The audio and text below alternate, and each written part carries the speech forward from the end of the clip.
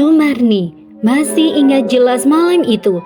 Ia menunggui anaknya yang sedang opnam karena sakit tifus di sebuah rumah sakit umum daerah. Ruangan mereka sederhana, berisi 2 tempat tidur pasien yang dipisahkan tirai tipis.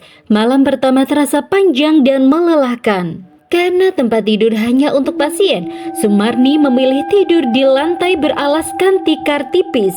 Ia mencoba memejamkan mata, namun tidurnya tidak pernah benar-benar lelap. Dari tempat tidur sebelah, terdengar suara rintihan kesakitan seorang pasien penderita diabetes. Pria itu baru saja menjalani operasi amputasi karena salah satu kakinya sudah tidak bisa terselamatkan. Sesekali, suara erangan itu berubah menjadi teriakan tertahan. Sumarni sempat melihat ketika pihak keluarga pasien membawa sesuatu yang dibungkus kain dan plastik. Dari bentuknya, ia tahu itu adalah potongan kaki yang baru saja diamputasi. Perutnya langsung terasa mual, bukan hanya karena ngeri melihat potongan tubuh manusia yang masih berlumuran cairan merah, tapi juga karena membayangkan betapa mengerikannya penyakit diabetes hingga bisa membuat seseorang kehilangan anggota tubuhnya. Keesokan harinya, suasana ruangan mendadak riuh.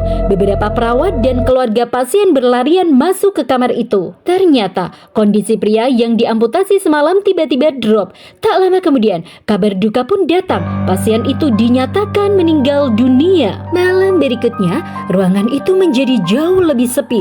Tempat tidur sebelah kini kosong. Belum ada pasien baru yang menempatinya. Hanya ada Sumarni dan anaknya yang masih terbaring lemah. Lampu redup membuat suasana kamar terasa sunyi dan dingin. Tepat sekitar tengah malam, anak Sumarni tiba-tiba membangunkannya dengan suara lirih. Dia berkata pelan bahwa tadi ada orang masuk ke kamar mandi. Sumarni yang masih setengah mengantuk langsung heran. Di ruangan itu hanya ada mereka berdua. Namun karena ia juga ingin ke toilet, ia bangkit dan berjalan menuju ke kamar mandi. Saat sampai di depan pintu, Sumarni tertegun. Pintu kamar mandi memang sedikit terbuka, tapi di dalam gelap dan tidak ada siapapun. Lantainya juga kering. Padahal beberapa saat sebelumnya, ia jelas mendengar suara gemericik kran air, seolah ada seseorang yang sedang berada di dalam toilet itu. Sumarni yang masih merasa heran dan sedikit bingung, akhirnya masuk ke kamar mandi untuk buang air kecil. Setelah selesai, ia kembali ke ruang inap dan berusaha menenangkan pikirannya. Ia lalu berbaring lagi di tikar di samping ranjang anaknya. Namun, baru saja ia memejamkan mata, tiba-tiba terdengar suara laki-laki terbatuk keras di dalam ruangan itu, disusul nafas yang terdengar berat, seperti seseorang yang sedang sesak. Sumarni langsung membuka mata. Jantungnya berdegup kencang karena ia yakin di ruangan itu hanya ada dirinya dan juga anaknya. Malam itu, Sumarni terbangun dari tidurnya karena sebuah suara yang membuat dadanya terasa sesak. Suara itu terdengar seperti seseorang yang sedang kesulitan bernafas.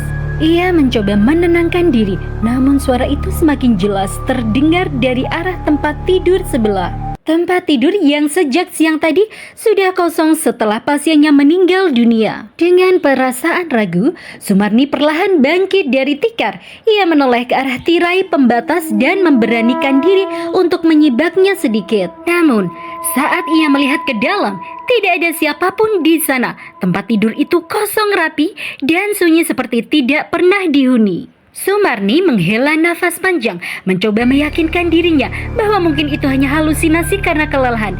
Ia pun kembali berbaring di tikar. Baru saja ia memejamkan mata, suara itu kembali terdengar. Kali ini lebih jelas, sebuah erangan kesakitan disertai napas yang terdengar berat. Sumarni langsung membuka mata. Ia mengenali suara itu, suara yang sama seperti pasien yang kemarin malam mengerang setelah operasi amputasi. Rasa takut mulai menguasai dirinya, namun ia tidak berani membangunkan anaknya yang sedang sakit dan membutuhkan istirahat. Ia hanya bisa menarik selimutnya rapat-rapat, menutup hampir seluruh tubuhnya dan memaksa diri dirinya untuk tetap diam. Suara itu masih terdengar pelan, seperti seseorang yang menahan sakit. Malam itu terasa sangat panjang. Sumarni tidak benar-benar tidur. Ia hanya terjaga dalam ketakutan hingga pagi menjelang. Malam berikutnya, kondisi Sumarni mulai menurun. Tubuhnya terasa tidak enak dan pikirannya dipenuhi rasa was-was mengingat kejadian semalam. Benar saja, sekitar pukul 1 dini hari, ia kembali terbangun. Kali ini bukan suara napas, melainkan suara langkah kaki yang terdengar terseok-seok tepat di samping tirai kamarnya. Dengan jantung berdegup kencang, Sumarni membuka mata dan menoleh. Tirai di sampingnya terbuka sedikit dan di sanalah ia melihat sesuatu yang membuat tubuhnya membeku. Sebuah kaki berjalan perlahan tanpa tubuh, melintas di balik tirai. Sumarni menahan jeritan, menutup seluruh tubuhnya dengan selimut. Keesokan paginya, dengan wajah pucat dan tubuh lemas, ia meminta suaminya untuk menggantikan menjaga. Ia memilih diam dan tidak pernah menceritakan apa yang sebenarnya ia lihat di malam itu.